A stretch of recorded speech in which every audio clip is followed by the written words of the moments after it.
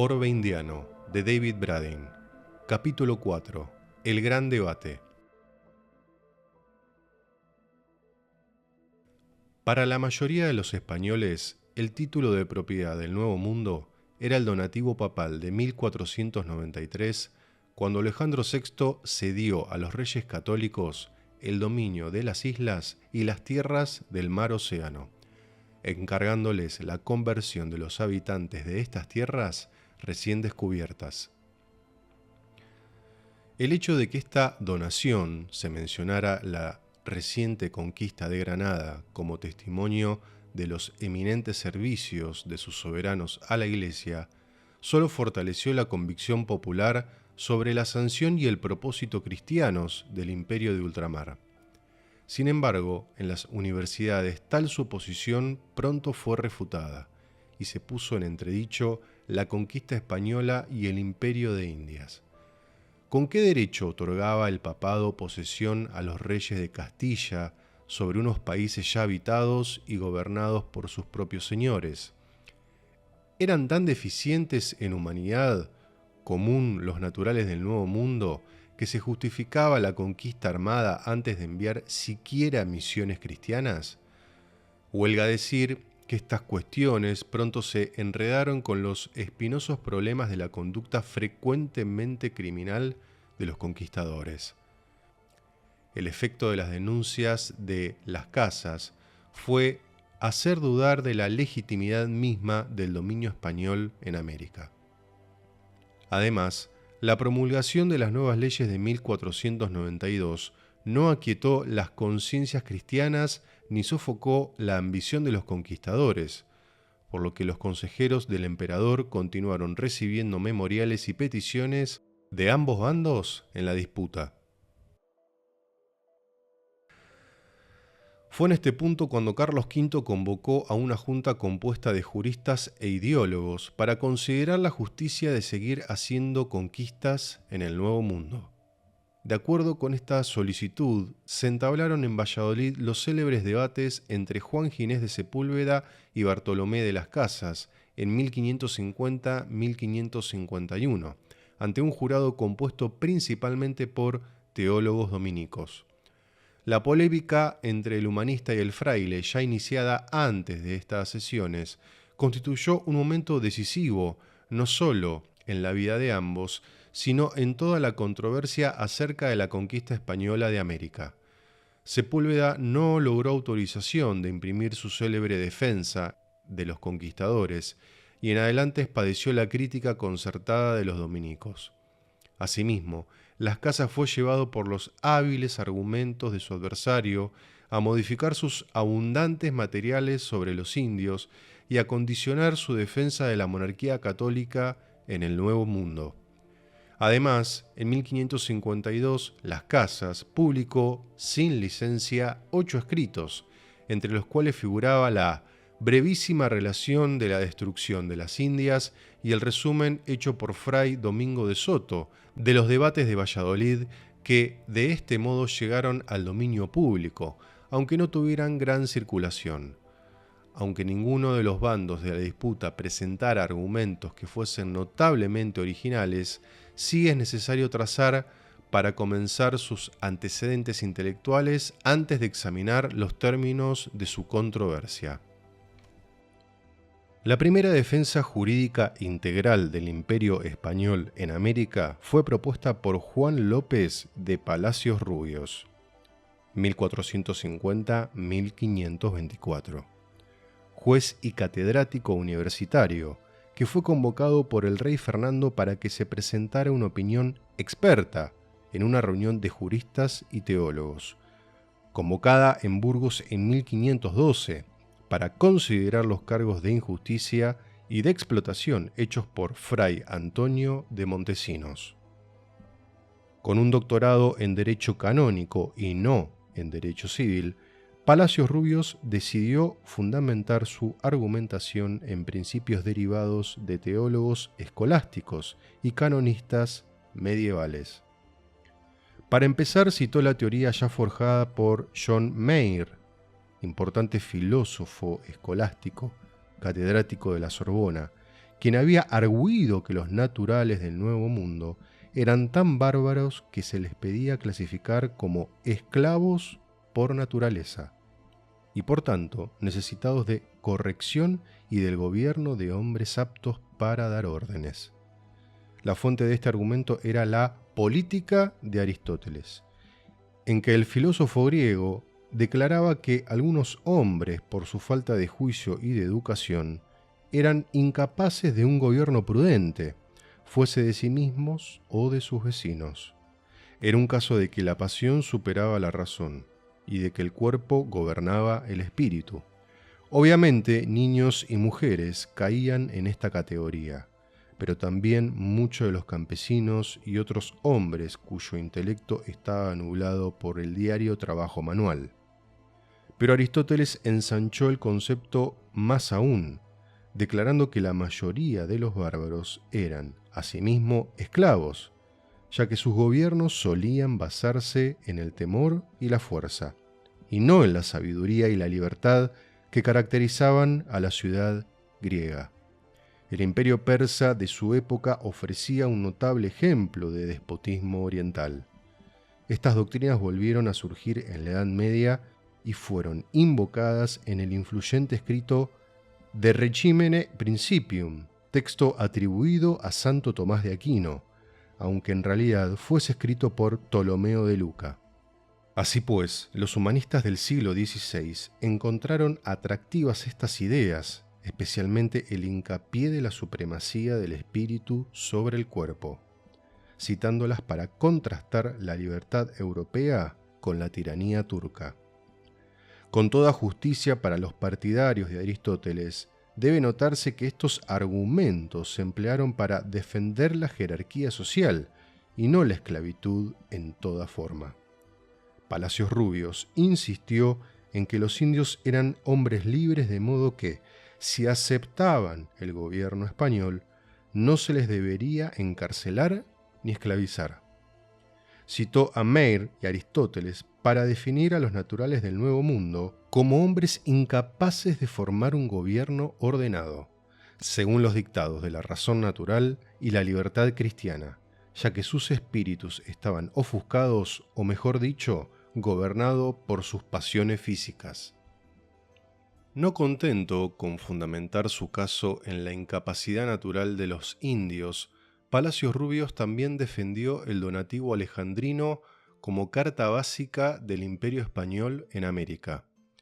Con este fin, adoptó las doctrinas canónicas de Enrique de Susa, más conocido como Ostiense, y de Agustín de Ancona, quienes arguían que con el paso de las 4 monarquías de los asirios, los medos, los griegos y los romanos, Cristo había inaugurado la 5ª y última monarquía del mundo, gobernando a la vez como emperador y como sumo sacerdote del universo.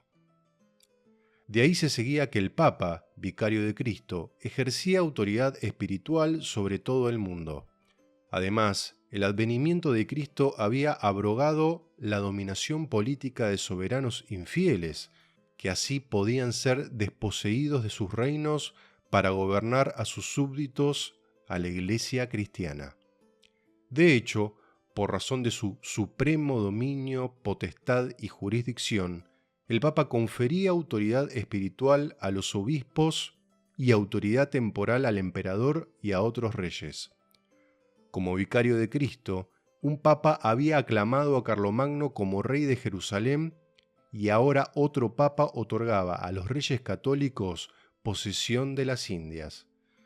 Si los indios se negaban a reconocer este donativo, el rey de España tenía el derecho de declarar la guerra para imponer su sujeción.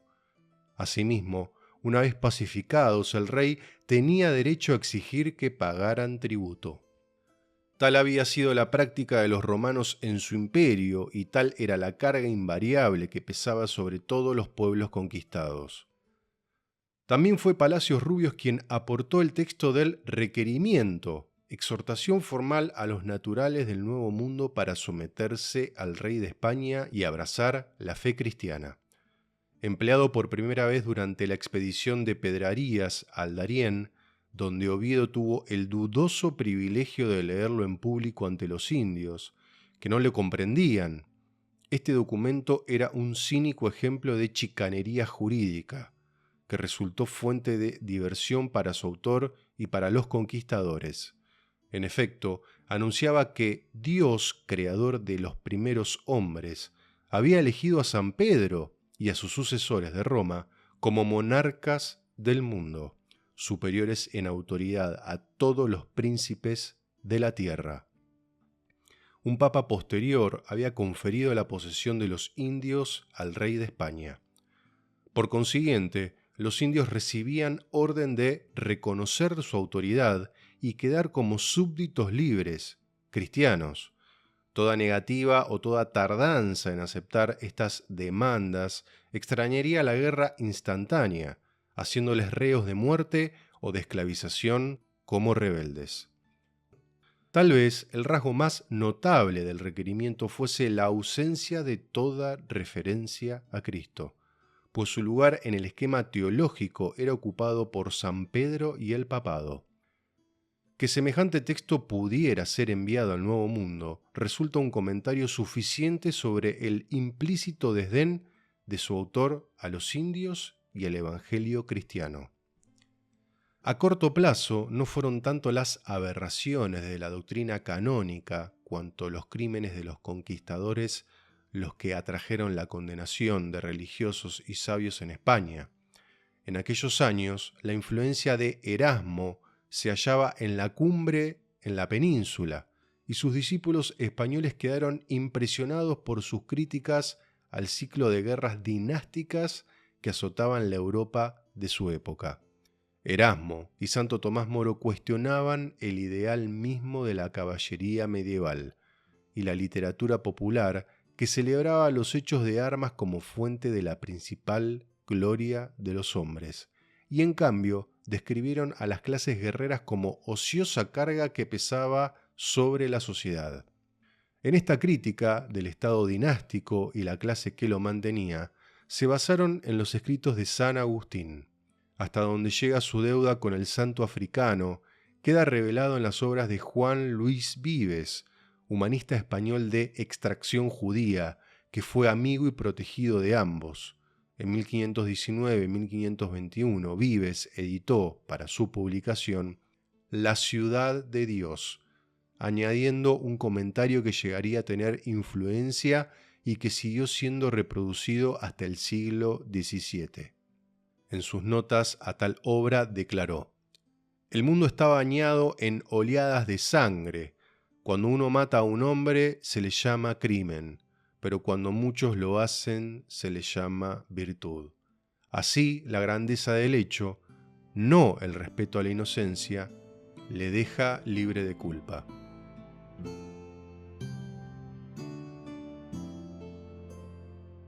Toda duda de la inspiración agustiniana, de la condena de la guerra y el espíritu militar por el humanista del norte queda disipada con un examen de Concordia et Discordia, texto escrito por Vives en 1529, dirigido al emperador Carlos V.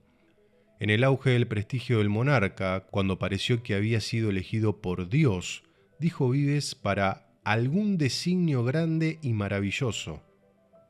La preocupación principal de tal escrito se encuentra en su abierta crítica de las guerras que por entonces azotaban Europa, guerras que se derivaban de el afán infinito del poder del dominio del mundo, pero la guerra es más propia de bestias que de hombres.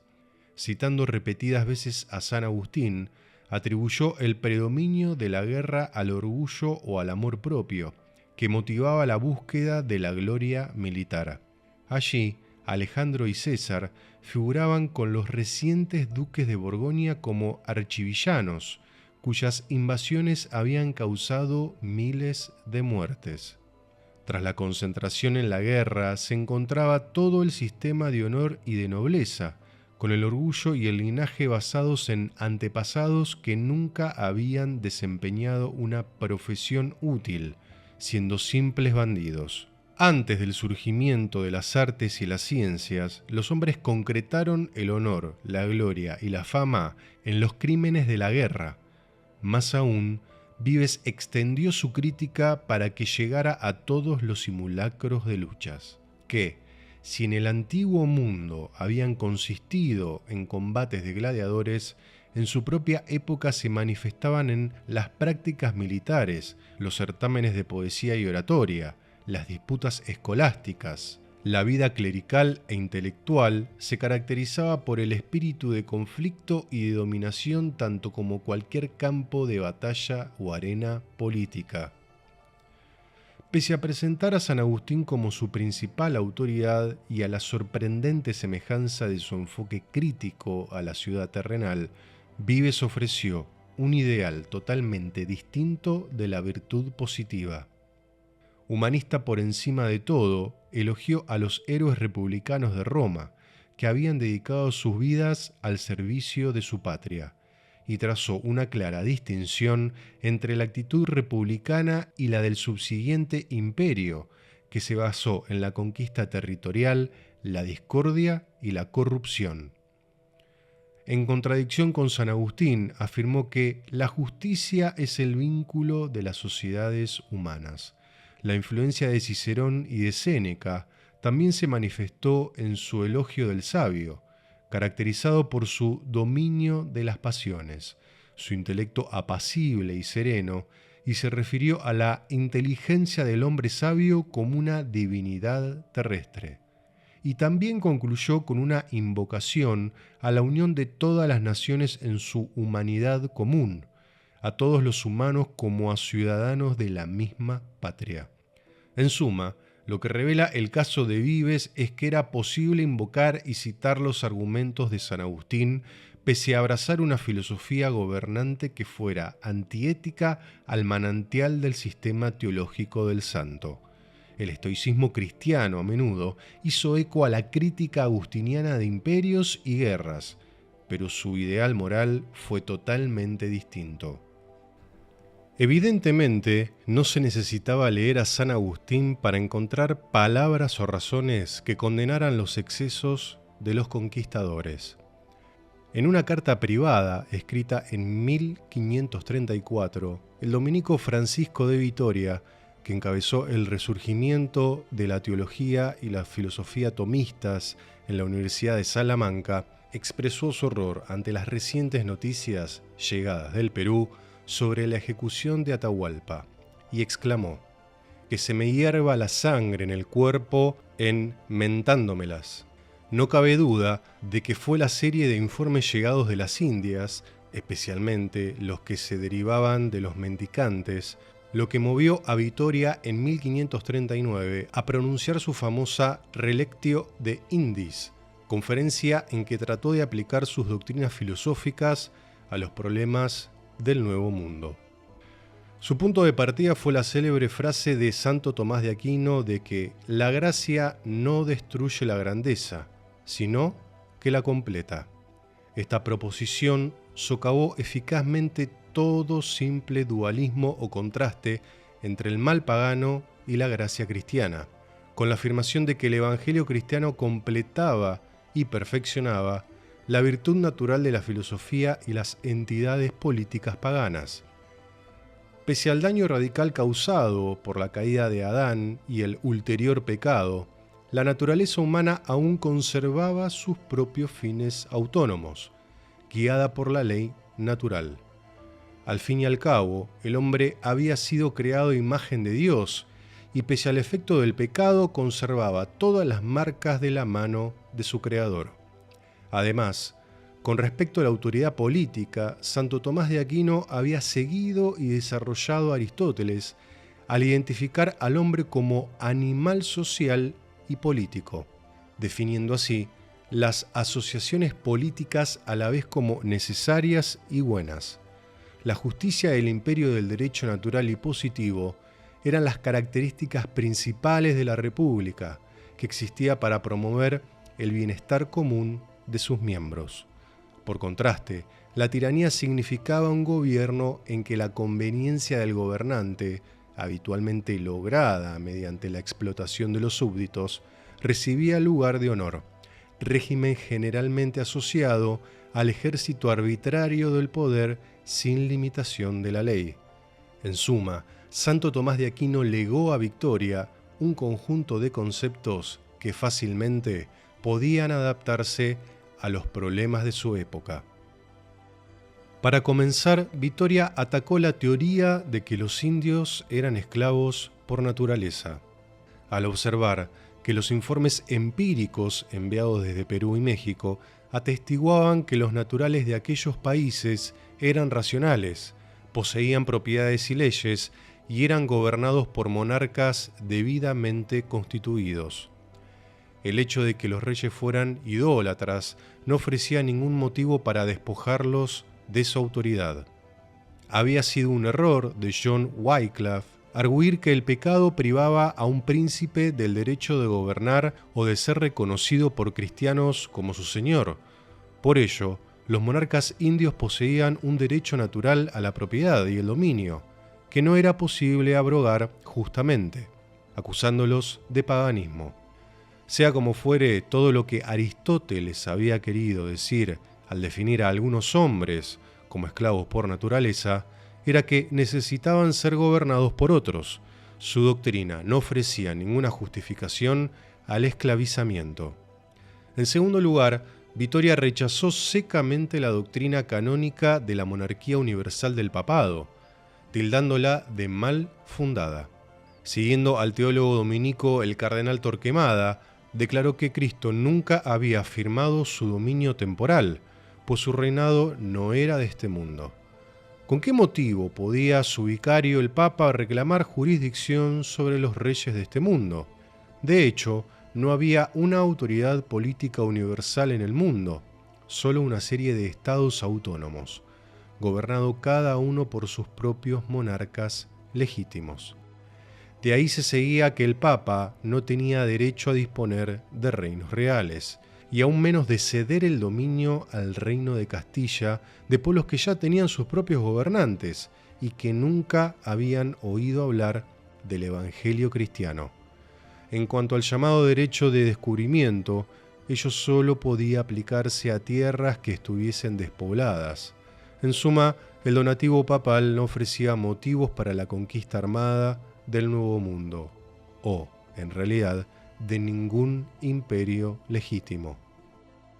En unos cuantos sucintos renglones, Victoria refutó así las dos razones más comúnmente alegadas para defender los derechos españoles al Imperio de América. Sin embargo, luego trató de urdir argumentos para justificar de alguna forma la presencia española en las Indias, basándose en la jurisprudencia romana. Observó que existían leyes que gobernaban las relaciones entre naciones, derivadas a fin de cuentas de los principios del derecho natural, lo que implicaba unos derechos universales de comunicación y comercio entre todos los pueblos. Al mismo tiempo, existía el derecho específicamente cristiano de predicar el Evangelio a todas las naciones y proteger de persecución a los correligionarios. Por último, existía el derecho de suprimir prácticas nefandas que crasamente ofendieran la ley natural, para proteger al inocente que podía ser víctima de estas ofensas. Desde luego, cuando un príncipe invitaba por su libre voluntad a los españoles a intervenir esta bienvenida, creaba un derecho de gobernar. En conjunto, estos principios marcaron el comienzo de la moderna teoría del derecho internacional, basados como estaban en la suposición de una naturaleza definible, común a toda la humanidad. Al mismo tiempo, de ahí se seguía que la existencia de derechos específicos de comunicación, comercio y misión cristiana extrañaban los correspondientes deberes de conservar o defender estos derechos mediante el uso de la fuerza armada. Un príncipe cristiano bien podía instalar una fortaleza o incluso lanzar una expedición punitiva para abrir otras regiones al comercio o para proteger de persecución a los cristianos. Lo que no justificaba era la conquista armada o la esclavización abierta de otros pueblos. Vitoria dudó abiertamente de lo deseable de toda intervención violenta para suprimir prácticas tan nefandas como el canibalismo o el sacrificio humano, pues la consiguiente guerra podía provocar males mayores a los ya existentes. Sea como fuere, para un teólogo, los llamados crímenes contra natura, como la sodomía o el canibalismo, no eran más graves que el asesinato común. De manera similar, deploró toda conquista planeada para efectuar conversión, ya que tales expediciones solo podrían engendrar odio al Evangelio. Por otra parte, si algún príncipe pagano podía abrazar el cristianismo, entonces tenía el derecho de ordenar a su pueblo que siguiera su ejemplo o convocar a un príncipe cristiano para obligarlos.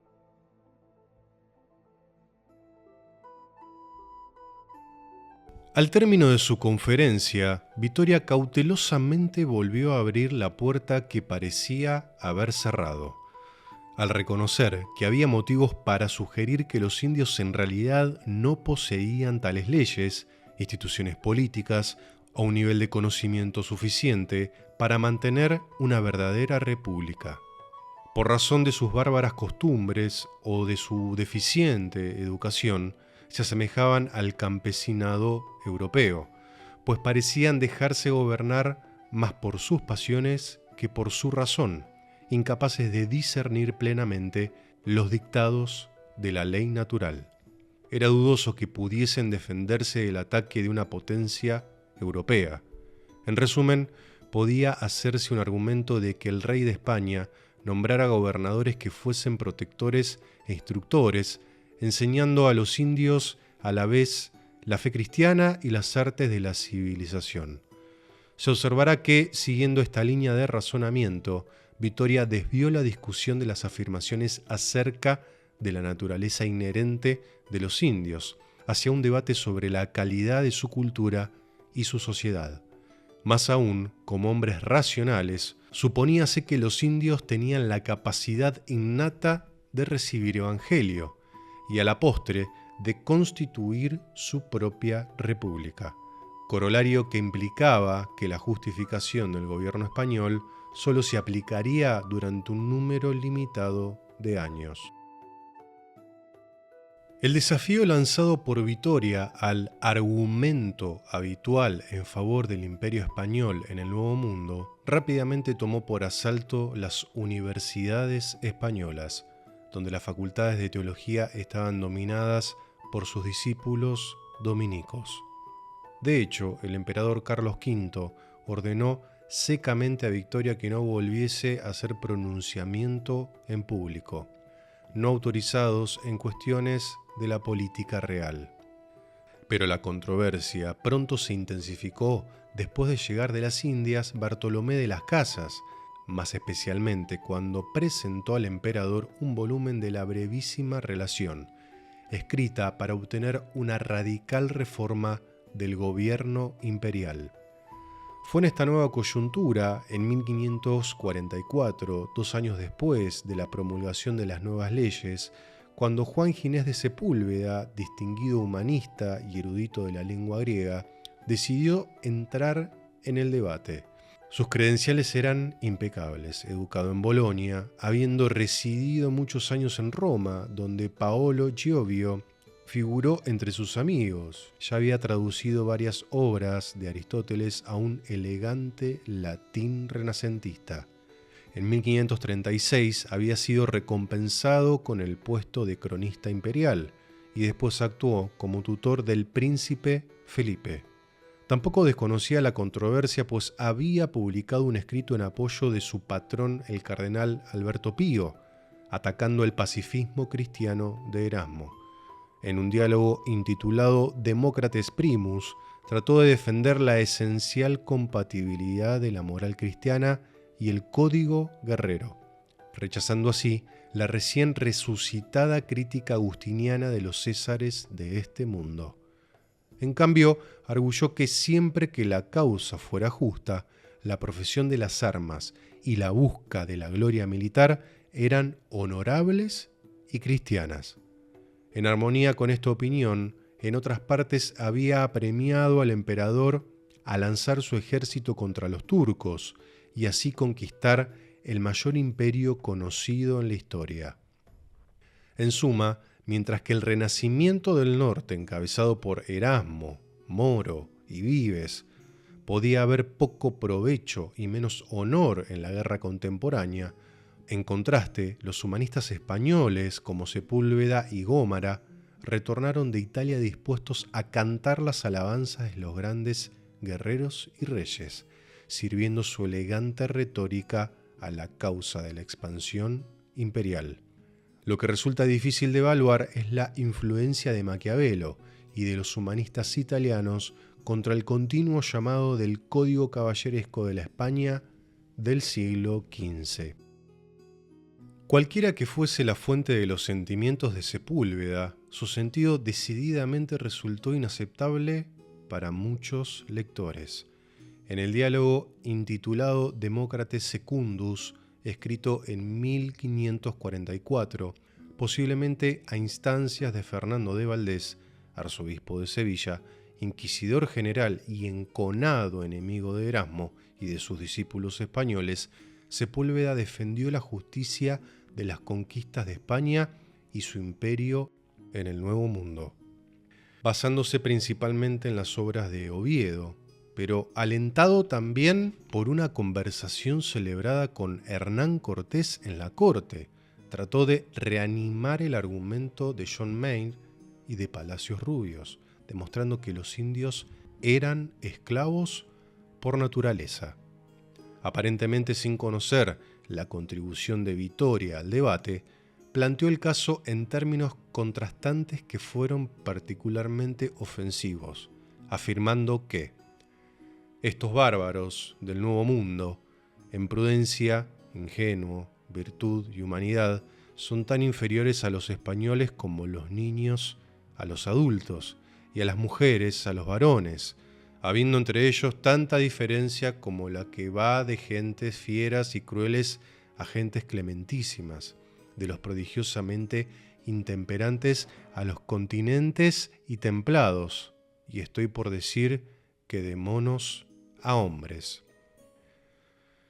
Después Sepúlveda llamó a los indios homúnculi, homúnculos, más cerca de las bestias que de los hombres racionales, que solo poseían vestigios de humanidad.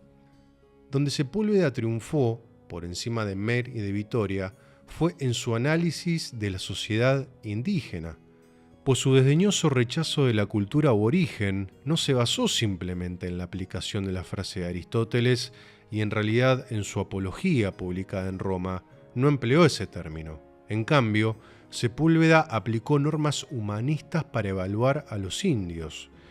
Para empezar, no solo no poseen ciencia alguna, sino que ni siquiera conocen las letras ni conservan ningún monumento de su historia, y tampoco tienen leyes escritas.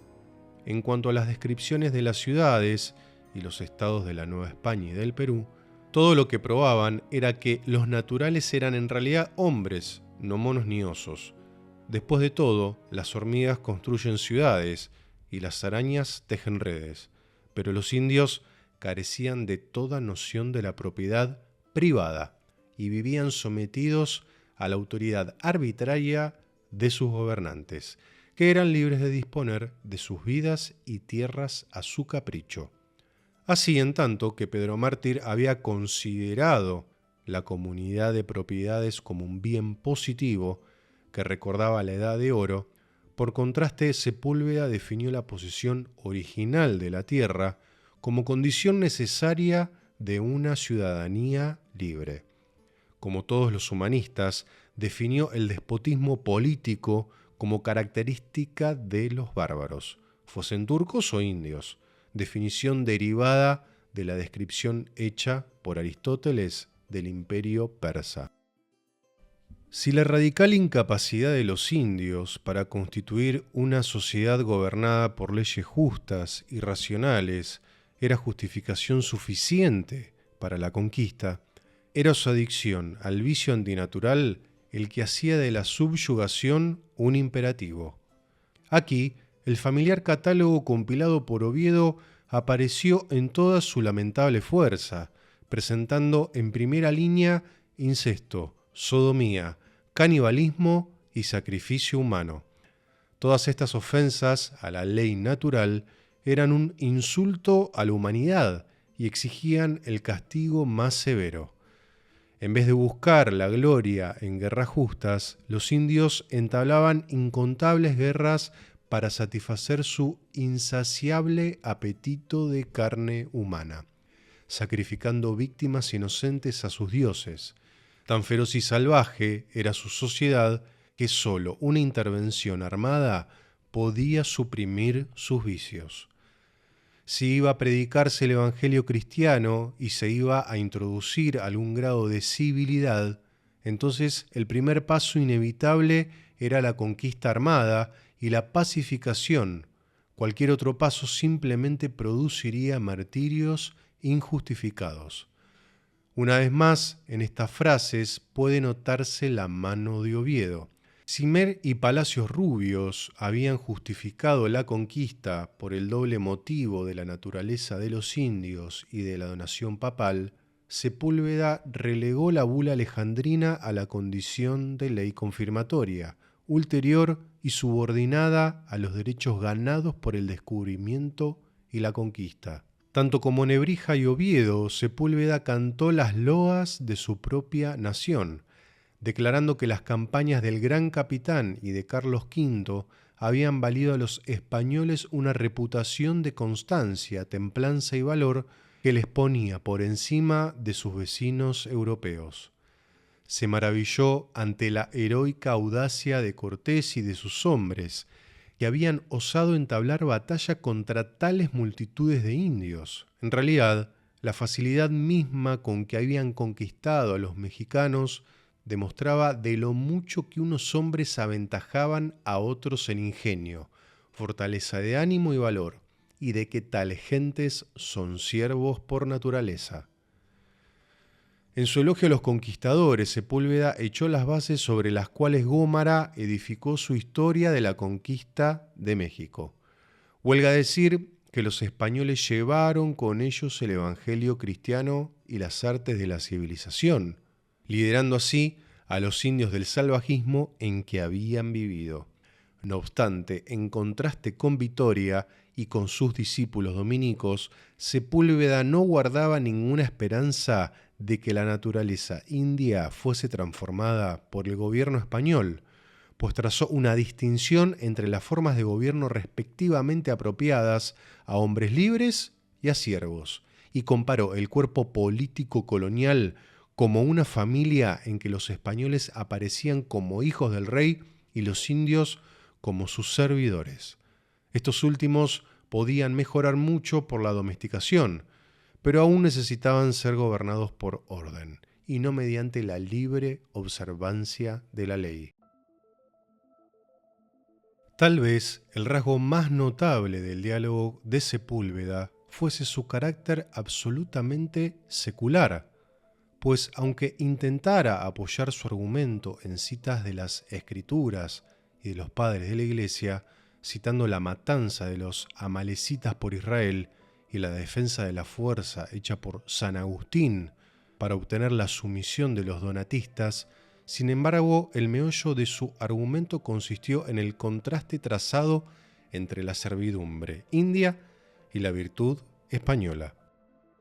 Con toda justicia debe notarse que Sepúlveda no pidió el esclavizamiento de los indios, tampoco expresó ninguna aprobación a los crímenes de los conquistadores, pero su tendencia humanista en favor de los grandes hombres y de las grandes hazañas en la literatura o en las armas lo llevó a engrandecer las realizaciones de España en el Nuevo Mundo mediante una sistemática denigración de los indios.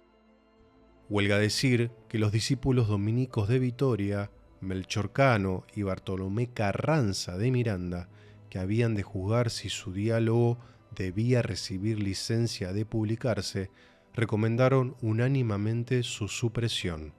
Sepúlveda no había prestado atención a las enseñanzas de Vitoria, y en todo caso su obra era un ejemplo de literatura que se inmiscuía en áreas de debate que ellos consideraban reservadas a teólogos profesionales. Pero aunque Demócrates Secundus se quedó en forma manuscrita hasta el siglo XIX, sus argumentos continuaron apareciendo en todos los debates acerca del carácter del imperio español y la naturaleza del indio. En realidad, en tanto que la formulación hecha por Vitoria de los derechos naturales del comercio y la comunicación internacionales no lograron despertar mucha atención en la polémica futura acerca del Imperio Español de Indias, por contraste, la incapacidad congénita de los indios y la calidad heroica de los conquistadores ocuparían lugar central en las ulteriores controversias y crónicas. Sin embargo, a corto plazo, la primera importancia del diálogo de Sepúlveda consistió en desafiar a las casas a reordenar y a reflexionar sobre la masa de materiales que ya había recabado con respecto a la cultura y a las creencias de los indios americanos. En los años que siguieron al debate con Sepúlveda en Valladolid, Las Casas no solo revisó su historia de las Indias, sino que también corrigió y completó su apologética Historia Sumaria, vasto tratado sistemático en que intenta demostrar que los naturales del Nuevo Mundo eran a la vez tan salvajes y tan civilizados como lo habían sido los pueblos de Europa y del cercano Oriente durante el período clásico.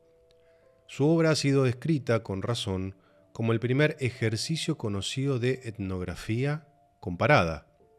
Ciertamente, la manera de argumentar y los materiales en que se basó eran marcadamente originales, pues Las Casas reunió una enorme cantidad de datos acerca de la mayoría de los aspectos de la moral, el gobierno y la religión de los indios, tratando personalmente de incas y de aztecas, pero incluyendo secciones sobre el Caribe, y luego procedió a hacer una sistemática comparación y contraste tema por tema, con un corpus de conocimiento igualmente formidable, pero menos original sobre el antiguo mundo, basándose en los autores clásicos.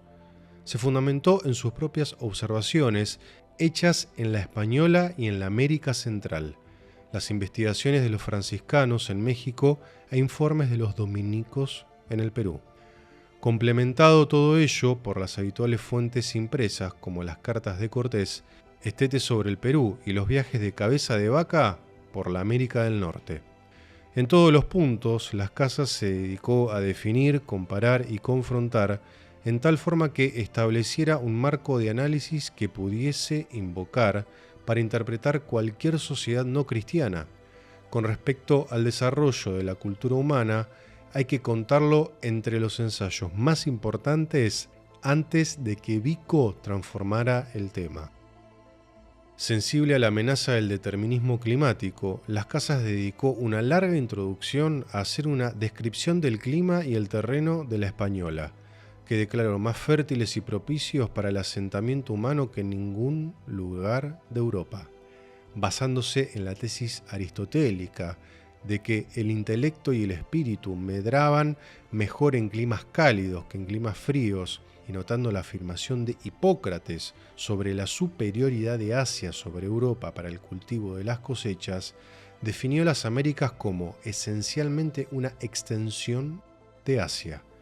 Por esta razón insistió en emplear el término las Indias y rara vez describió al hemisferio como Nuevo Mundo.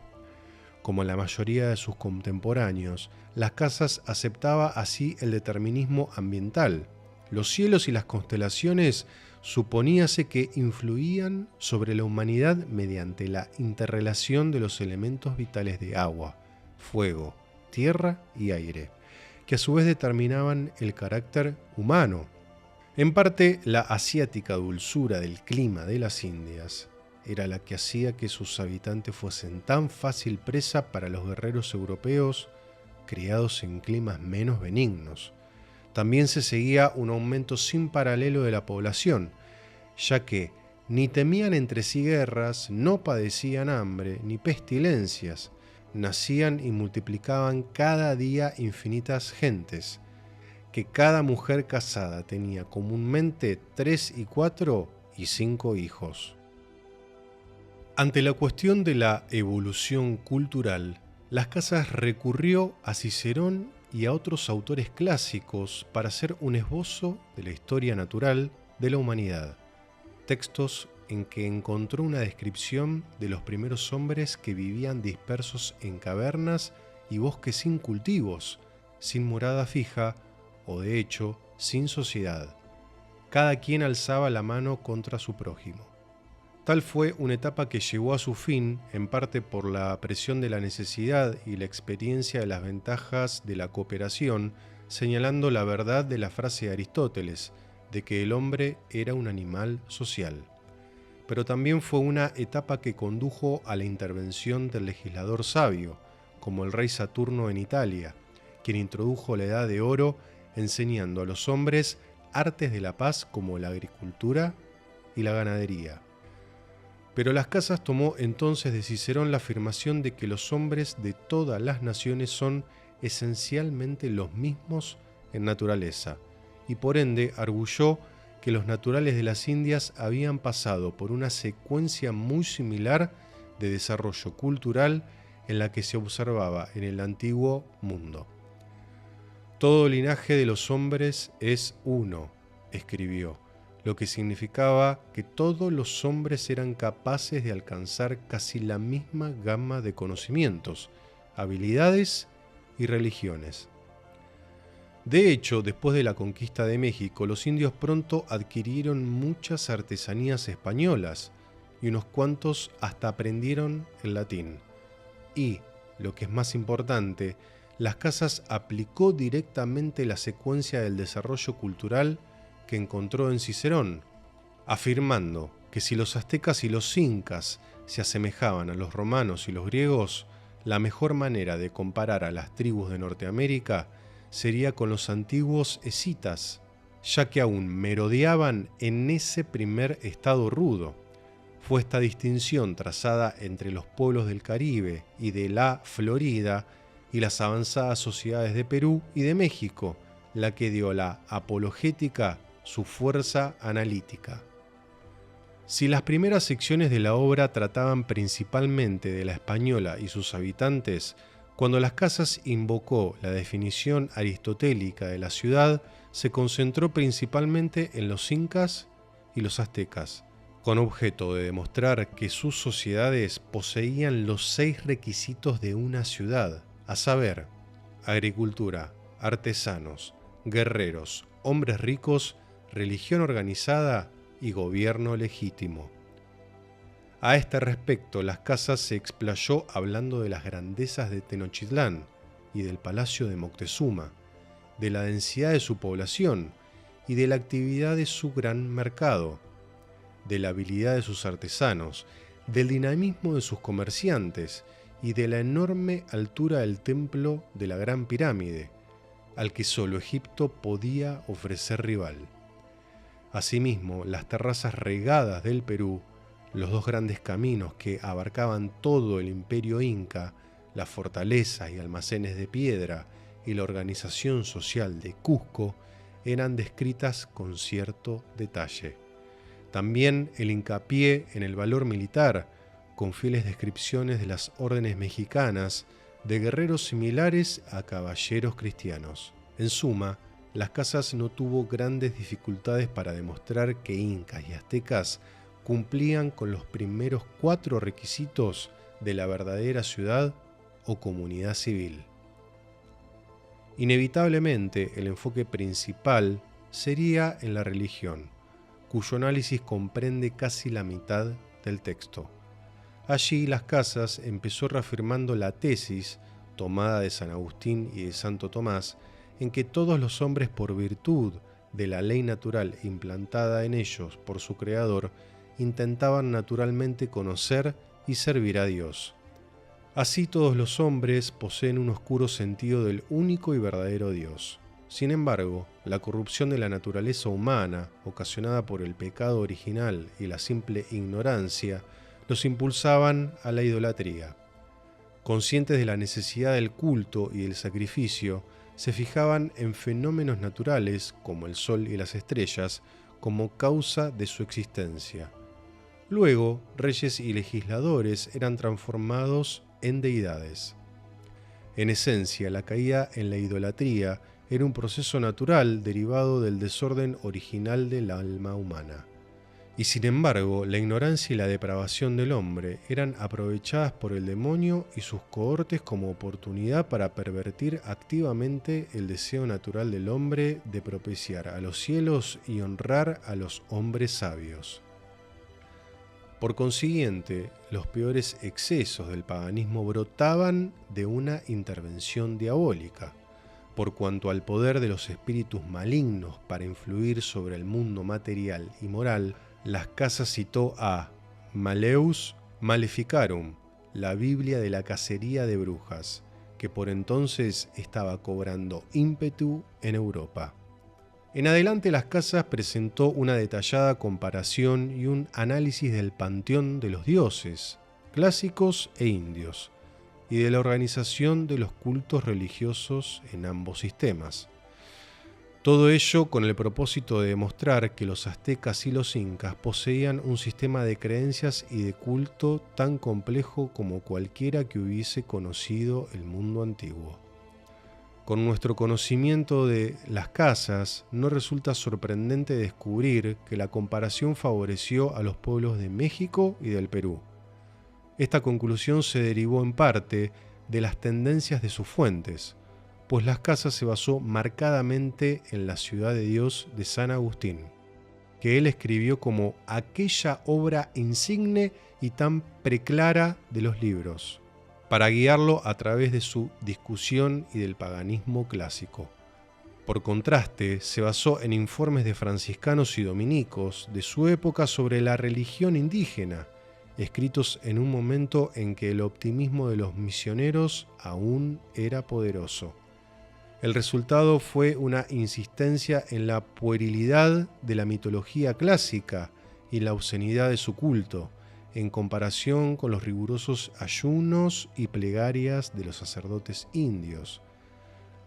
La idolatría en el Nuevo Mundo era más honesta y más pura, menos manchada por la corrupción que su equivalente en la antigüedad, y por esta razón la conversión de los indios había tenido tanto éxito.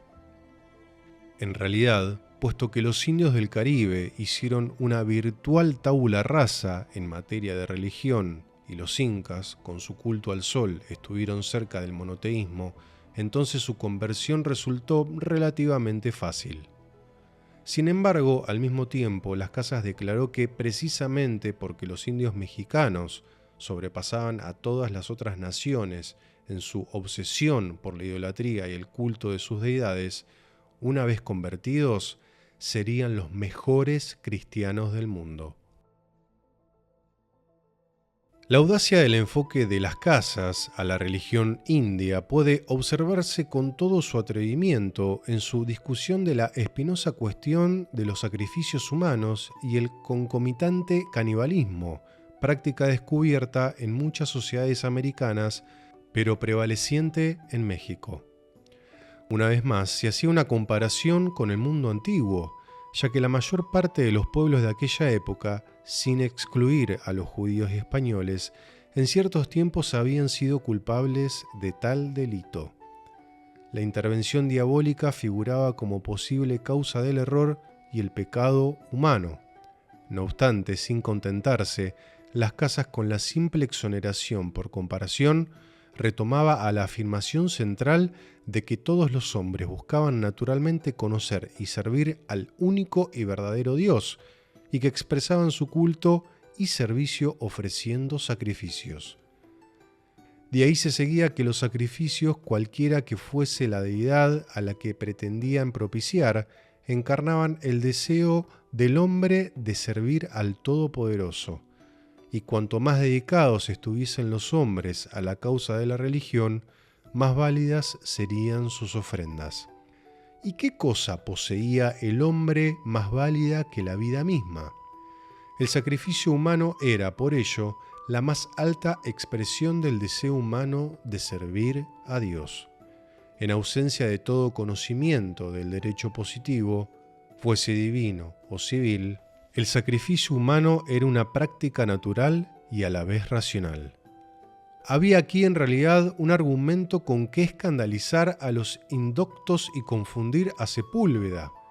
Era un argumento que Las Casas había presentado en forma sumaria en su Apología Latina y de la que se enorgullecía grandemente, pues en una carta escrita a los dominicos de Guatemala en 1563 declaró que eran cuestiones que antes de mí nunca hombre las osó tocar ni escribir.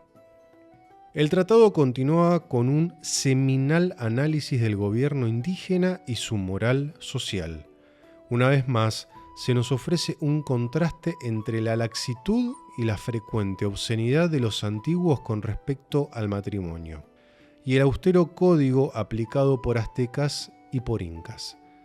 Las Casas elogió la sabiduría de los reyes de Texcoco y los severos castigos, incluso la pena de muerte, que se aplicaban por todas las infracciones, así fueran pecados como el adulterio y delitos como el robo y el asesinato.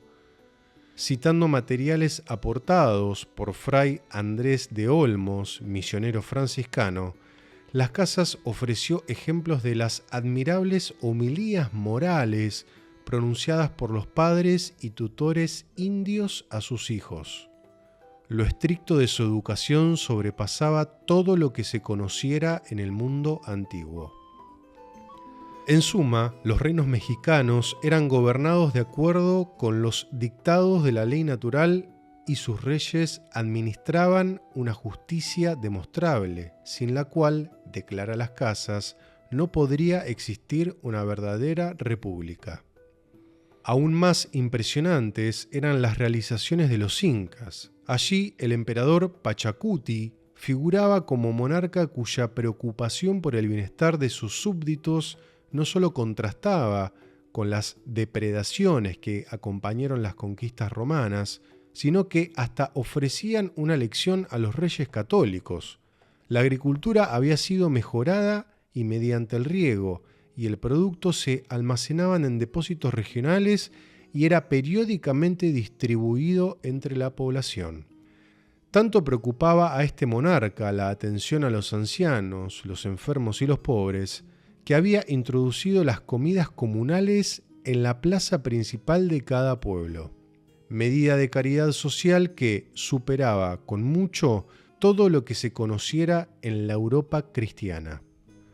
Por ello, ni los errores de los indios en materia de religión, ni la intervención diabólica en su culto habían afectado al parecer su capacidad de discernir y de obedecer los dictados del derecho natural, en cuya aplicación a veces triunfaban por encima de naciones bendecidas por la revelación cristiana. En conclusión, Las Casas declaró que los incas y los aztecas no solo eran iguales a los romanos y los griegos, sino también que, entre las con quien igualaron fueron los griegos y romanos, y en muchas buenas y mejores costumbres las vencieron y sobrepujaron. Sobrepujaron también a los ingleses, al francés y a algunas gentes de nuestra España. Todo lo que faltaba a Las Casas era encontrar el significado del término bárbaro cuando se aplicaba a pueblos como los aztecas y los incas. Distinguió 4 clases de hombres comúnmente tildados de bárbaros: aquellos cuya conducta era feroz y cruel, aquellos que carecían de letras, aquellos que no tenían gobierno ni ley, y aquellos que carecían de la fe cristiana.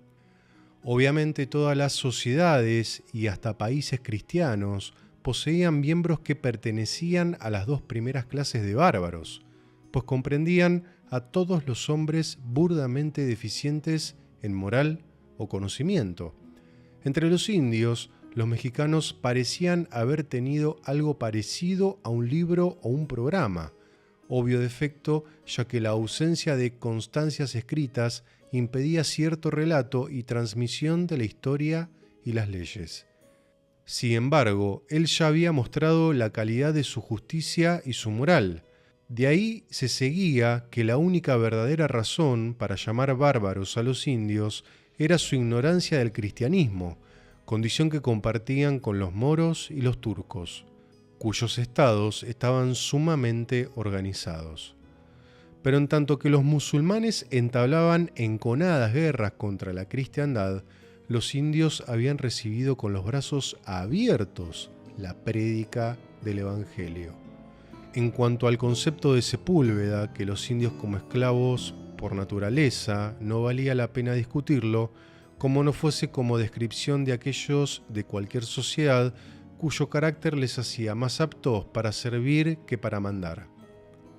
A comienzos del siglo XVII, Fray Antonio de Remesal exclamó que en la apologética Historia Sumaria muestra el señor obispo haber sido uno de los más grandes humanistas del mundo.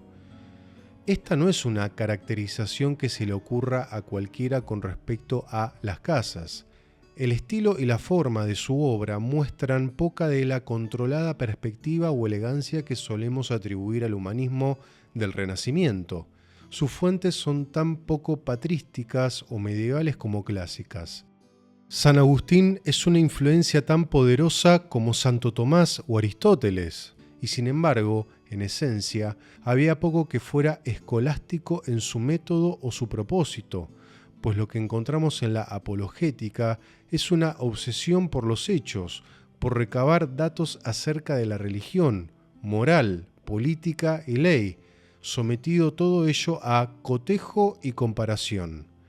Además, pese al interés en los demonios y sus obras, el meollo del argumento es naturalista, comenzando con la influencia del clima y el terreno sobre la humanidad, pasando después a hacer una descripción sobre la civilización indígena, interpretada desde el punto de vista del derecho natural, y culminando con una discusión del culto religioso, definido en forma igualmente naturalista. Al mismo tiempo, toda la obra exhibe una fisura peculiar, para no decir contradicción, en el pensamiento de las casas, pues mientras se busca a la ciudad de Dios para condenar al paganismo clásico como obsceno y dominado por el demonio, por contraste la religión indígena es defendida por motivos del derecho natural y de la búsqueda innata de Dios por el hombre.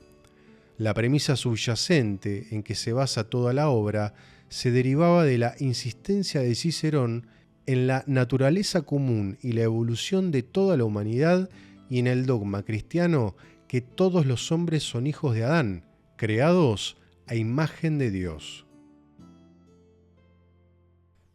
En el curso de su batalla intelectual contra la Escuela Imperial de Oviedo, Sepúlveda y Gómara, Las Casas escribió La Historia de las Indias para definir y defender la calidad de la cultura indígena. Pero aún tenía que inventar razones que justificaran el imperio español en el Nuevo Mundo, tanto más especialmente cuanto que siempre había buscado la ayuda de la corona en su campaña en favor de los indios. Si disfrutaba de influencia en la corte, ello era, en parte, por ser un defensor de la autoridad real. Para encontrar estos argumentos es necesario examinar su Apología en latín, el texto que leyó ante el jurado de Valladolid y los escritos que publicó en 1552, especialmente 30 proposiciones muy jurídicas y el Tratado Comprobatorio del Imperio Soberano. Al mismo tiempo, la repercusión de la polémica con Sepúlveda, cuando se le toma junto con la ulterior controversia por la petición de los encomenderos peruanos de jurisdicción y perpetuidad de tenencia, efectivamente radicalizó su pensamiento acerca de la legitimidad del gobierno imperial de las Indias. Y, de menor importancia, aunque Las Casas profesara gran respeto a Francisco de Vitoria, siguió una línea distinta de razonamiento que combinaba la teoría de la ley natural con doctrinas tomadas de los canonistas. Para empezar, Las Casas tuvo dificultades para negar lo preciso de las citas hechas por Sepúlveda, de San Agustín y de las Escrituras, en apoyo de la justicia de la conquista armada de idólatras. La invasión de la Tierra Santa por Israel pertenecía al Antiguo Testamento, que había sido sobreseído por las doctrinas más misericordiosas de Cristo y que por tanto no ofrecía justificación a las conquistas modernas. Era contra los herejes que habían abandonado las enseñanzas católicas ortodoxas, no contra los paganos, contra quienes Agustín invocaba la coacción política. Aquí había una distinción que atrajo a Las Casas. Muy lejos del liberalismo de sus admiradores modernos, declaró que el bautismo era el equivalente de un juramento feudal de lealtad, por lo cual los herejes eran culpables de traición y, por tanto, reos del más severo castigo, ya que eran los peores de los hombres y los más dañinos a toda la Iglesia universal. En realidad, como Oviedo, sugirió que la Inquisición debía establecerse en las Indias para extirpar toda infección de herejía. Una vez hecha esta distinción, Las Casas desarrolló el argumento habitual, ya expuesto por Vitoria, de que la idolatría y otros pecados no menoscababan en nada los derechos naturales de los príncipes paganos para gobernar sus reinos. Todos los hombres, por bárbaros que fuesen, poseían los mismos derechos de autogobierno, propiedad y libertad. En el caso de los indios era clarísimo que tenían formas de gobierno perfectamente adecuadas. La descripción ofrecida por Sepúlveda era un tejido de calumnias tomadas de Oviedo.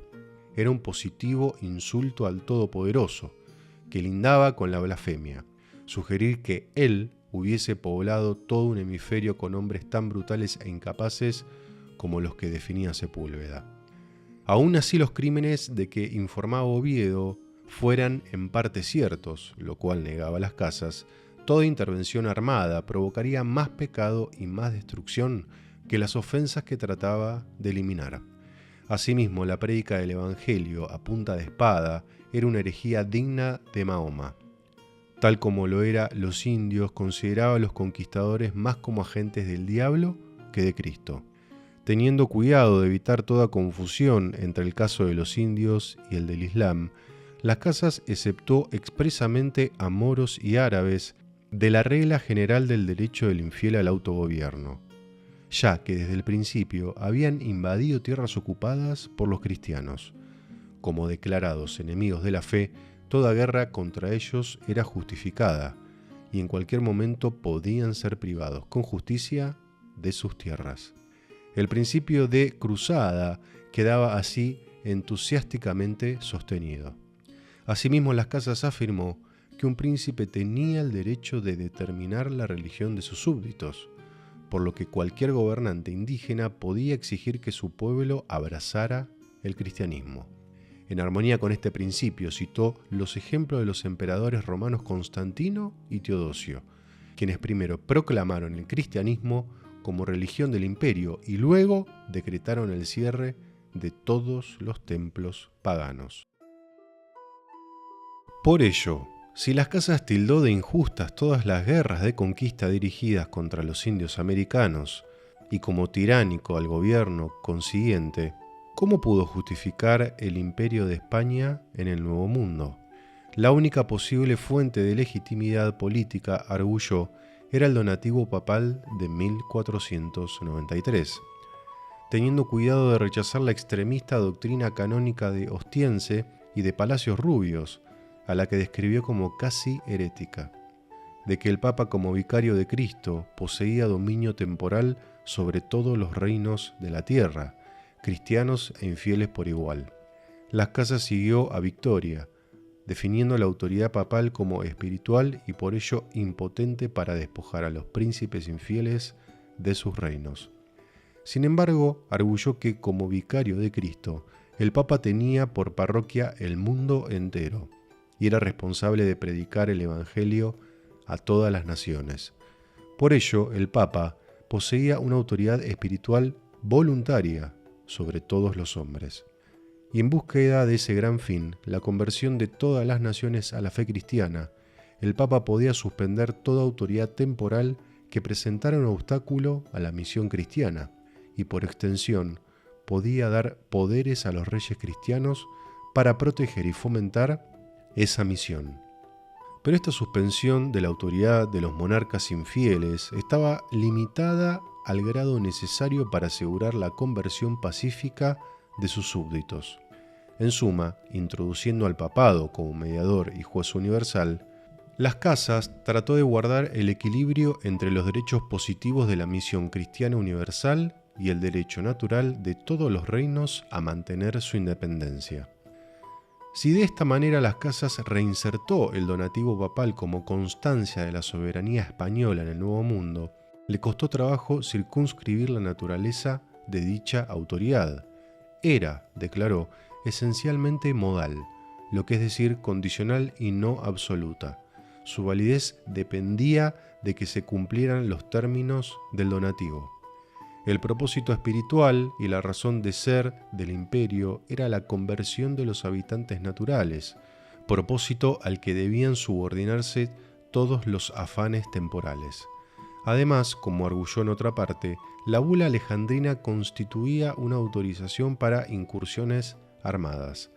Había que predicar el evangelio pacíficamente, de preferencia, según el modo que él había mostrado en Verapaz.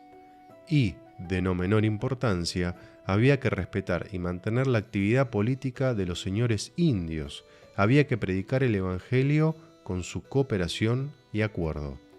Solo cuando activamente se opusieran a la llegada de los misioneros podía invocarse un moderado uso de la coacción. En todo caso, Las Casas tuvo cuidado de no ofrecer ninguna salida a los conquistadores, contra quienes seguía pronunciando una maldición universal. Pero, ¿cómo podía Las Casas defender el donativo papal y a la vez la autoridad política de los señores indígenas? Una vez más, mostró considerable ingenio teórico. Esencialmente redefinió el donativo papal como la concesión de la soberanía imperial sobre todo un hemisferio, que por tanto constituía un nuevo imperio cristiano, arguyendo que los reyes de Castilla y León son verdaderos príncipes soberanos e universales señores y emperadores sobre muchos reyes, a quien pertenece de derecho todo aquel imperio alto e universal jurisdicción sobre todas las Indias, por la autoridad, concesión y donación de la dicha Santa Sede Apostólica, y así por autoridad divina. Son casi legados y coadjutores de la Sede Apostólica, ministros e instrumentos y medios idóneos. Del mismo modo que en el siglo VIII el Papa había coronado a Carlomagno rey de Jerusalén y emperador del Sacro Imperio Romano, así también Alejandro VI había creado en efecto un Sacro Imperio de las Indias, confiriendo a los reyes católicos una jurisdicción imperial. Además, si el descubrimiento del Nuevo Mundo era, sin duda, un acto de la providencia, entonces de ahí se seguía que el Imperio español era igualmente providencial, creado y mantenido para asegurar la conversión de los indios. Al mismo tiempo, el carácter imperial del gobierno real no entrañaba ninguna abrogación de la jurisdicción local o provincial de los señores indígenas. Huelga decir, esta resonante doctrina valió a Las Casas un público en la corte que de otra manera acaso se le habría negado. Ello tampoco le hizo bajar el tono de sus ataques a los conquistadores, pues siguió arguyendo que la encomienda, institución que perpetuaba la injusticia de la conquista, encarnaba la usurpación de la autoridad política del rey emperador y a la vez de los señores indígenas, interponiéndose entre la corona y sus súbditos libres. Si el debate con Sepúlveda había hecho que Las Casas revisara su defensa de la presencia imperial de España, la petición de los encomenderos peruanos de perpetuidad de tenencia y concesión de jurisdicción sobre sus tributarios naturales le hizo construir toda una teoría contractual de la obligación política. En un breve escrito latino intitulado De Regia Potestate, obra después publicada en Alemania, pero solo recientemente atribuida a las casas, afirmó que todos los reyes derivaban su autoridad del libre consentimiento del pueblo, que como fuente de la soberanía precedía al monarca, a la vez en esencia y en tiempo. El principal propósito del gobierno era el bienestar de sus súbditos. De ahí se seguía que la concesión de jurisdicción soberana al rey no disminuía los derechos de los súbditos, cuyo libre consentimiento era necesario en cualquier medida que pudiese perjudicar su libertad y sus propiedades. Por su parte, el monarca era el guardián de su jurisdicción heredada y los bienes fiscales, ajenos a su cargo, sin ningún derecho personal de disponer de ellos o disminuirlos. Toda venta de un cargo judicial era inherentemente sediciosa, una forma de simonía. De manera similar, aunque pudiese otorgar títulos honoríficos de nobleza, toda concesión acompañante de jurisdicción estaba más allá de su autoridad. Pues el reino, esencialmente unión de ciudades, formaba un cuerpo místico que no podía desmembrarse sin duradero daño. Los ciudadanos debían su mayor lealtad a su patria, es decir, a su ciudad natal, de modo que el rey, como monarca que presidía esta federación, no tenía derecho de enajenar ciudades o provincias, separándolas de la jurisdicción común. Como se observará, la dirección de esta línea de argumento trataba de limitar el poder del monarca por su insistencia en el libre consentimiento de los sujetos y, sin embargo, al mismo tiempo trataba de fortalecer y magnificar su jurisdicción, rechazando a la vez la venta de cargos y la concesión de beneficios feudales como derogación de su indivisible poder soberano. Huelga decir que Las Casas no se consagró a este ejercicio de teoría política sin tener en mente los problemas del Nuevo Mundo. Ya en el curso del debate con Sepúlveda, había llegado a comprender la importancia del libre consentimiento en la formación de cualquier auténtica entidad política. En su última obra importante, el Tratado Escolástico, en latín intitulado Los Tesoros del Perú, escrito en 1561, Las Casas fijó el principio del consentimiento popular o común por la cual buscar la legitimidad del Imperio Español de América, reiterando el principio tomista de que el ambiente de la gracia cristiana no sobresee ni abroga el orden de justicia y que el Papa no tiene poder para pasar por alto los dictados de la ley natural, declaró que la defensa de la propia patria y de la libertad de la misma es de derecho natural. Los soberanos legítimos del Perú eran los incas y otros señores naturales. Toda usurpación de su jurisdicción era un acto de tiranía. Todo esto lo había dicho Las Casas muchas veces antes, pero ahora introdujo una consideración más radical, observando que, aun si los reyes y señores indígenas aceptaban el gobierno español, sus súbditos todavía habían de dar su libre consentimiento a esta transferencia de soberanía. Si Moctezuma en realidad había reconocido la autoridad de Carlos V, Las Casas acusó a Cortés de haber inventado esta historia, su decisión aún tenía que ser ratificada por el pueblo mexicano.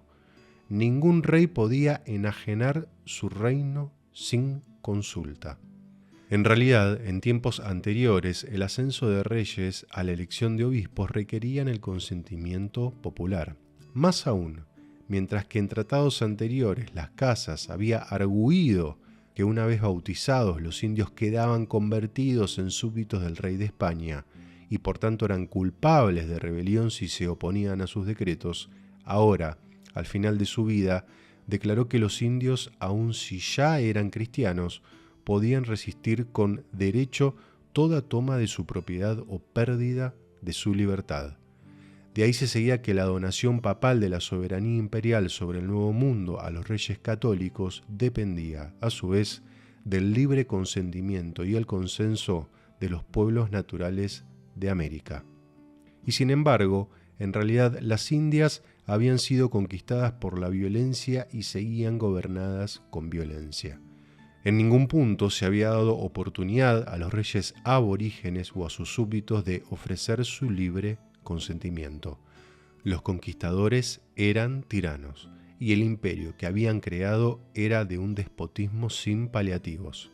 Todo el ciclo de conquista y gobierno de 1492 a 1561, afirmó Las Casas, era poco más que una historia de robo, asesinato y opresión. Los indios tenían el más claro derecho de resistir y rebelarse en justa guerra para recuperar su libertad. En cuanto a los reyes católicos, no tenían derecho de nombrar gobernadores ni virreyes, y aún menos de recompensar con títulos nobiliarios a hombres como Cortés y Pizarro, que habrían debido ser ahorcados como criminales comunes.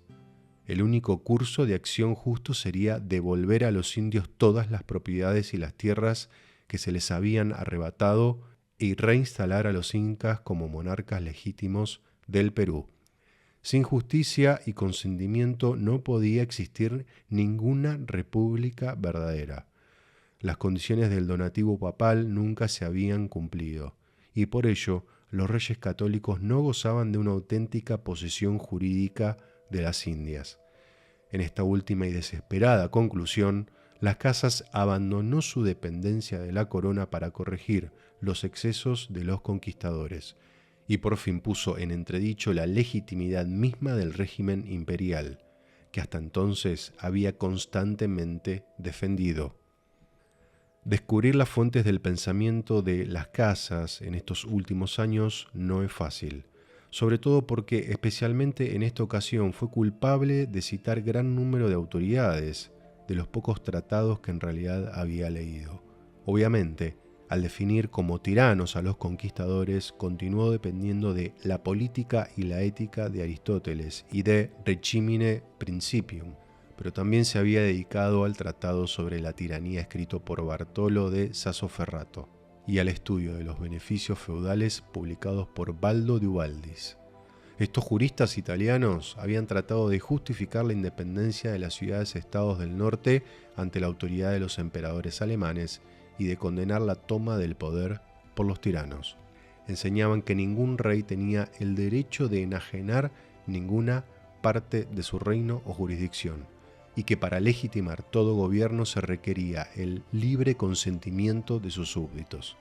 En suma, la reacción italiana de los excesos de los condottieri ofreció un apoyo doctrinal a la condena de Las Casas a los conquistadores, pues en ambos casos el poder político derivado de la fuerza armada era ejercido en beneficio del gobernante, sin referencia alguna al consentimiento o al bienestar de los pueblos subyugados.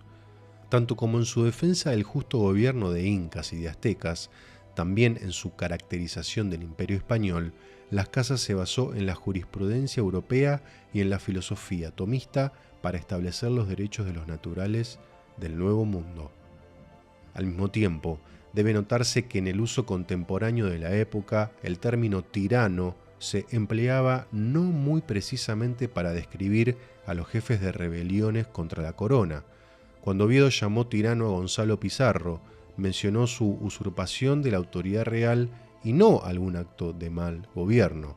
Sin duda Las Casas tenía esto en mente cuando llamó tiranos y usurpadores a los conquistadores, pues habían despojado a los señores indígenas de su autoridad legítima y habían interpuesto su poder ilegítimo entre la corona española y sus súbditos indios.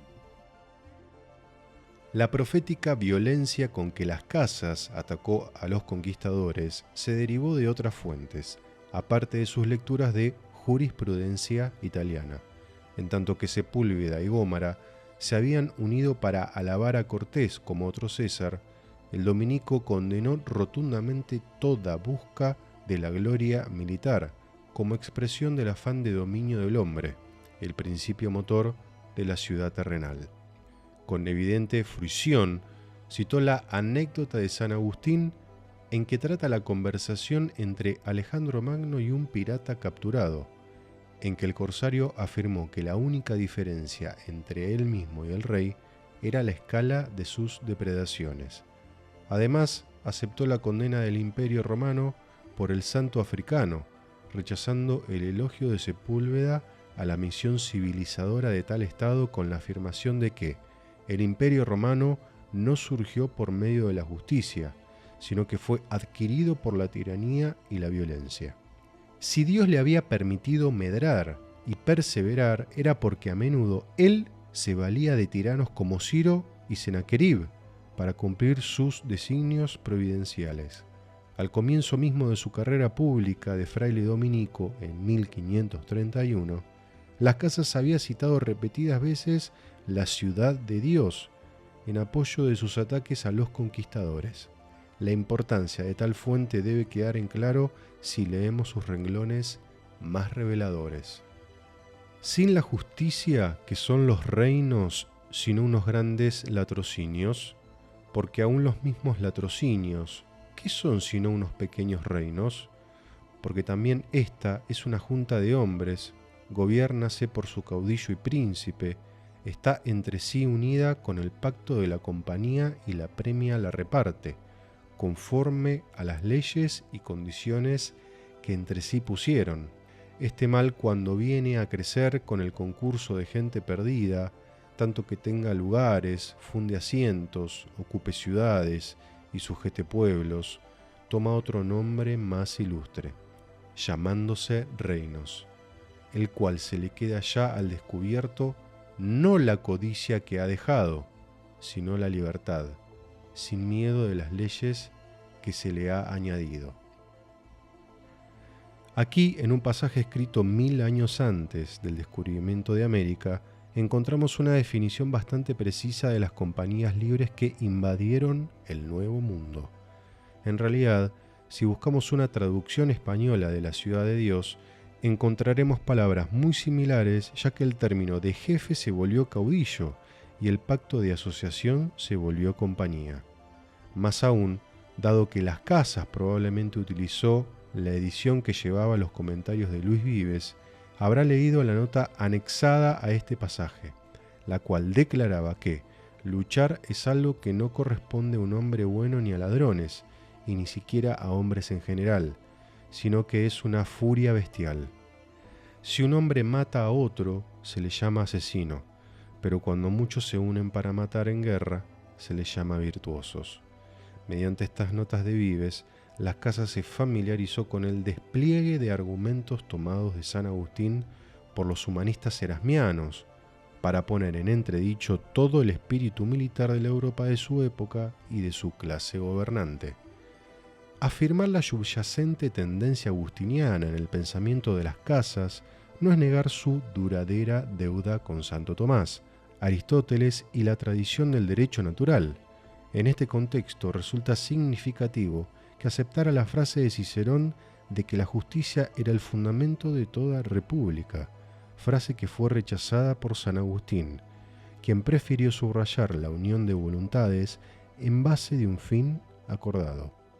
Fue la tradición de derecho natural replanteada por Vitoria la que permitió a Las Casas defender los derechos de los reinos indígenas al autogobierno y la resistencia a la conquista injusta. La manifiesta ausencia de la Ciudad de Dios de toda mención al derecho romano significa que las voluntaristas teorías agustinianas de asociación política podían dar poco apoyo a los argumentos de Las Casas en favor de los derechos de los naturales.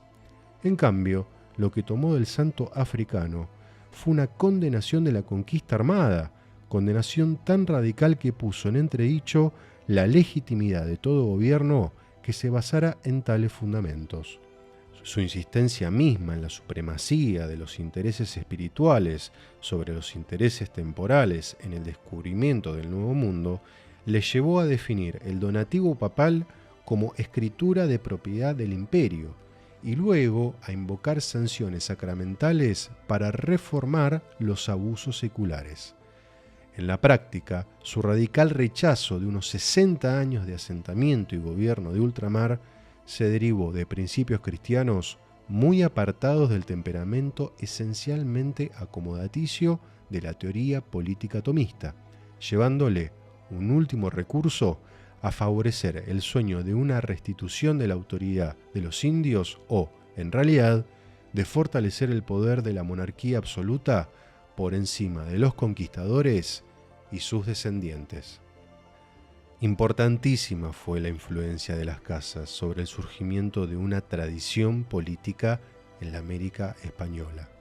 Al término del período colonial, el ideólogo insurgente mexicano, Fray Servando Teresa de Mier, le llamó el genio tutelar de las Américas, el padre de los indios, y afirmó que las leyes de Indias eran poco más que conclusiones de los escritos de las casas.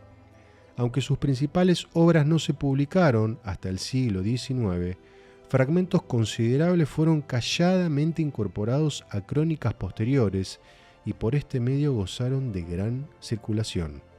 Como veremos, las obras de Antonio de Herrera, del Inca Garcilaso de la Vega y Juan de Torquemada, los tres principales historiadores de las Indias a comienzos del siglo XVII, estuvieron en deuda con los escritos de las casas. Al mismo tiempo, el círculo reunido por Francisco de Toledo en Perú atacó enconadamente la campaña del Gran Dominico, diciendo que se había dejado desencaminar. La ulterior traducción de la brevísima relación a todas las principales lenguas europeas hizo que su escrito fuese uno de los panfletos políticos más leídos de principios de la historia moderna, y sirvió como texto básico para todos los enemigos de España y de su imperio americano. Pero el escrito también gozó de una circulación subrepticia en el Nuevo Mundo e influyó sobre los patriotas criollos en la opinión que se formaron acerca de la conquista. El hecho de que los encomenderos de Perú y de México no convirtieran sus concesiones en feudos alteró todo el curso de la historia de estos países.